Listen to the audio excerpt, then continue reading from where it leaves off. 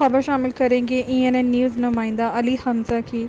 Member कौमी assembly मरकज़ी रहनुमा पाकिस्तान तहरीक इंसाफ रियासत इस हथियाना मौके की पर ज़ेर मेंबर कौमी सदारत असम्बली रियासत फैसल होटल हथियाना का पीर महल कहना में था कि virtual chairman convention Pakistan Tehreek तहसील इंसाफ पीर महल से इमरान खान का मारूफ भरपूर सियासी और एतमाद समाजी हासिल है। शख्सियात ने शिरकत जनाब की। इमरान खान की जानिब हकीकी से मुझे आज़ादी फैसलाबाद मार्च के हवाले डिवीजन से के तबादला पार्लिमानी ख्याल किया बोर्ड गया। बराए जनरल हर सूरत इलेक्शन इमरान और खान का सीनियर लीडर्स साथ पॉलिटिकल डट कर खड़े कमेटी होने का का भी मेंबर फैसला। बनाया गया है। गुज़श्ता दिनों इलेक्शन एनालिसिस सेल की बतौर चेयरमैन जिम्मेदारी सौंपी गई है।